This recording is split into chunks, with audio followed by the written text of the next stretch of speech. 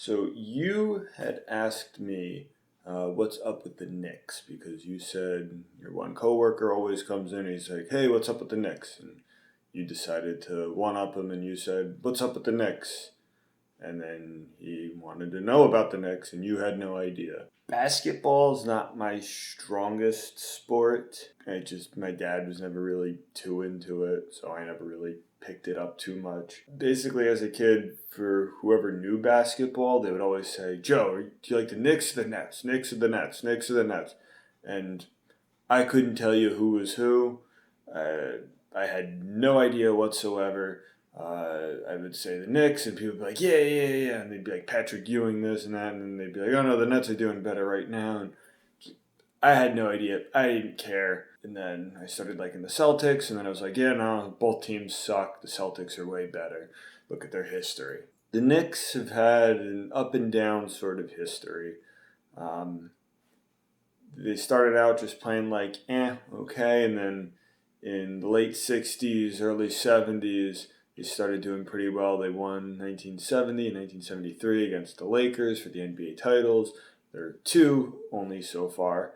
And then after that, they sort of were just like, And then came the Patrick Ewing era in the 90s, and they were doing a little bit better there, falling short in the NBA Finals a couple times. And then the 2000s hit, and it was just terrible. They had really no winning seasons, and they had a couple playoff appearances, but not really anything to brag about because they were still losing seasons, which in basketball, you have that every once in a while. You'll have teams with losing records make the playoffs, which I don't really approve of, but you gotta fill those spots somehow. Then came in the era with Amari Stoudemire, and he started to do pretty well, and then Carmelo Anthony came, and that early 2010s seemed like it was gonna take way, and then they failed to really do anything. Phil Jackson wasn't the answer. Mike D'Antoni wasn't the answer. They couldn't get anything done. They traded other players away after trying to retool, and they drafted Kristaps Porzingis, and now he was traded this past winter over to Dallas Mavericks as they're trying to get rid of their old white guy. The Knicks are just a mess, and a lot of fans will say it is because of. I thought James Dolan was just the overall owner, but apparently it's Madison Square Garden is its own company, and he's just the CEO of it.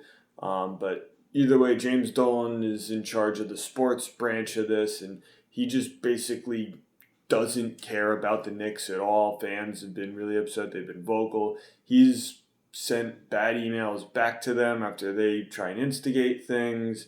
Commissioners really haven't done anything. And Dolan is just a sorry excuse of a leader. The Knicks are just doomed. As for the Rangers side for Mr. Dolan, neglected him for a little bit, but then they had a bit of a revival under Henrik Lundqvist's sort of tenure with the Rangers so far, but that's sort of come to the end, and they seemed like they were going to get places, and then they just keep falling down. And between the Knicks being the most valuable franchise in NBA for a while, and the Rangers having the most expensive roster, James Dolan has just been terrible at managing all of this, being a bad CEO. And honestly, I think sometimes he's way worse than Woody Johnson of the New York Jets. And sometimes I find that's really hard to do because Woody Johnson is just terrible. So what's up with the Knicks? They suck.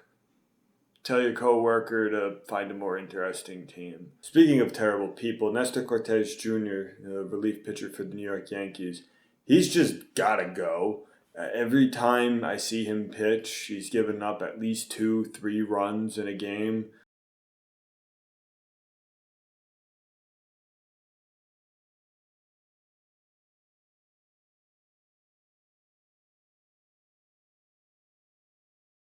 If he makes the postseason roster, fire everybody because he's terrible. Also, hopefully next week I should have that mini project I was working on. It'll be uploaded. It's not going to be one of my weekly videos. It's just going to be a bonus video.